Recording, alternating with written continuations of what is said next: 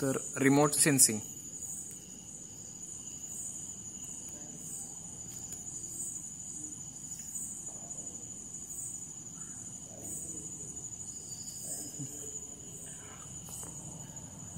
FCC halls colour composition.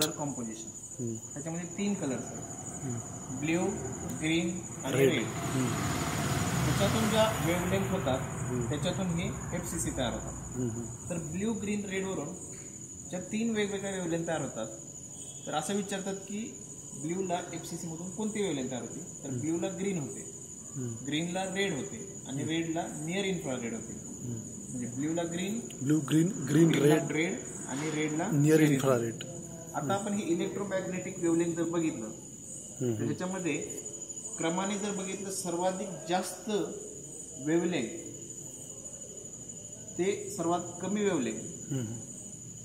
तर सर्वात जास्त वेवलेंथ ही कॉस्मिक रेजची असते, त्यानंतर गॅमा रेज, त्यानंतर एक्स रेज, त्यानंतर UV रेज, त्यानंतर इन्फ्रारेड, त्यानंतर मायक्रोवेव्स आणि त्यानंतर रेडिओ वेव्स. म्हणजे रेडिओ वेव्हची सर्वाधिक कमी फ्रिक्वेन्सी असते, वेवलेंथ असते, उलट जास्ती.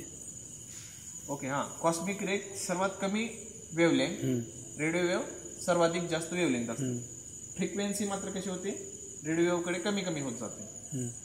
याच्यामधला UV रेज आणि इन्फ्रारेड ह्याच्यामध्ये व्हिजिबल वेव्स असतात. तर व्हिजिबल वेव्स मध्ये फिफ्थ जॉन ते 0.4 मायक्रोमीटर टू 0.7 मायक्रोमीटर ह्याच्या रेंजमध्ये व्हिजिबल रेंज म्हणजे आपल्या डोळ्याने पाहू शकतो. ह्याच्यामध्ये क्रम विचारला जाऊ शकतो की फ्रिक्वेन्सी कमी कमी कुठं होत जाते किंवा वेवलेंथ कुठं कमी होत जाते. आता आपण फ्रेश वॉटर बॉडी जे असतात absorb more energy in red and infrared region, त्यामुळे तिथं डार्क अँड ब्लॅक रंग येतो.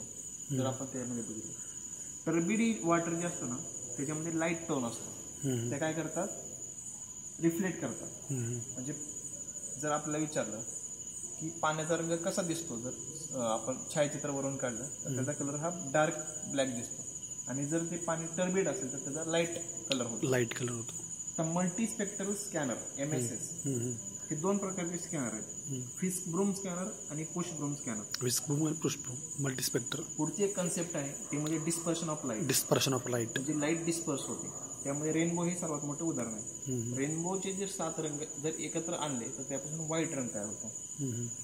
The photographs are acquired in the optical regions of electromagnetic spectrum, that is 0.3 to 0.9 micrometre.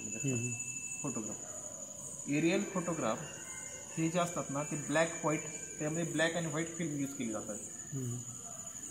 Smooth and dry object surface reflect more energy in comparison to rough and moist surface. म्हणजे असं विचारतील की कुठला surface हा सर्वाधिक जास्त energy reflect करतो, तर स्मूथ आणि ड्राय सरफेस जास्त एनर्जी रिफ्लेक्ट करतो, कारण रफ आणि मॉइस्ट सरफेस असतात ते एनर्जी शोषून घेतात. आपण जर बघितलं इव्हरग्रीन जर फॉरेस्ट वरून जर आपण चित्र जर बघितलं तर इव्हरग्रीन फॉरेस्ट हे रेड किंवा मॅग्नेटा कलरने दाखवतो, छायाचित्रावरून घेतलं तर. डेसिड्युअस पानझडी पुराणा दिसतात त्याचे ब्राऊन टू रेड कलर असतात. स्क्रब असतील तर लाईट ब्राऊन टू रेड, म्हणजे रेड कलरचे जे असतात ते श्रब्स म्हणजे झाडं, ज्याच्यामध्ये इव्हरग्रीन आहे तो रेड कलर. डेसिड्युअस असेल तर ब्राऊन टू रेड, आणि स्क्रब असेल तो लाईट ब्राऊन टू रेड. म्हणजे डार्कनेस जेवढं इव्हरग्रीन जास्त तेवढं डार्कनेस जास्त. क्रॉप लँड असेल ना तर ते ब्राईट रेड कलर असेल, जर शेती असेल तर ते काय होणार, ब्राईट रेड कलर होणार. जर फॅलो लँड म्हणजे काहीच नसेल तर तिथं लाईट ब्ल्यू कलर असतो. क्लीन वॉटर जर असेल तर त्याचा मगाशी बघितलं आपण डार्क ब्ल्यू, म्हणजे डार्क ब्ल्यू कलर असतो किंवा डार्क कलर असतो. टर्बिडिटी वॉटर असेल, पोल्युटेड वॉटर असेल तर त्याचा लाईट ब्ल्यू असतो. बिल्टअप एरिया हाय डेन्सिटी जर असेल तिथं तर डार्क ब्ल्यू कलर असतो, आणि लो डेन्सिटी असेल तर लाईट ब्ल्यू कलर असतो. वेस्टलँडमध्ये बघितलं रॉकचा कलर हा लाईट ब्राऊन असतो, सँडी डेझर्टचा कलर लाईट ब्ल्यू असतो, डीप रिवाइनचा डार्क ग्रीन असतो, शॅलो रिवाइनचा लाईट ग्रीन असतो. वॉटर लॉक जिथं होतात ना तिथं ब्लॅक कलर होतो. आता एलिमेंट्स ऑफ व्हिज्युअल इंटरप्रिटेशन, कुठले कुठले एलिमेंट्स आहेत, एकूण 7 एलिमेंट्स आहेत. एक म्हणजे त्याचा कलर काय असतो, texture, size, shape, shadow, pattern आणि असोसिएशन. मायक्रोवेव्ह हे इन्फ्रा आणि व्हिजिबल रिजनमध्ये, use to satellite remote sensing. Satellite remote सेन्सिंगमध्ये मायक्रोवेव्ह, इन्फ्रा आणि फिजिबल रिजन 3 हे वापरतात. फिजिबलमध्ये कुठला वापरतात 0.4 ते 0.3 मायक्रोमीटर. थर्मल इन्फ्रारेड वापरतात 3 ते 14 मायक्रोमीटर आणि मायक्रोवेव्ह 5 ते 500 मायक्रोमीटर. म्हणजे सॅटेलाइटमध्ये जे रिमोट सेन्सिंग असतं त्याच्यामध्ये 3 वेव्ज वापरतात, रिजन वापरतात. म्हणजे मायक्रोवेव्ह रिजन, इन्फ्रारेड रिजन आणि फिजिबल.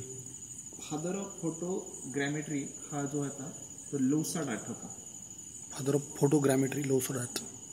स्कॅटरिंग ऑफ लाईट, प्राप्त झालेली ऊर्जा विविध दिशांनी उत्सर्जित होणे त्याला स्कॅटरिंग ऑफ लाईट म्हणतात. प्राप्त झालेली ऊर्जा विविध दिशांनी उत्सर्जित होणे त्याला स्कॅटरिंग ऑफ लाईट म्हणतात. लाल रंगापेक्षा निळ्या रंगाचे प्रकरण सर्वाधिक जास्त होतात. लालपेक्षा निळ्याचे जास्तीत जास्त विकिरण होते, स्कॅटरिंग होते. सामान्य रंगीत छायाचित्रामध्ये 0.4 ते 0.7 मायक्रोमीटर ऊर्जेचा वापर होतो.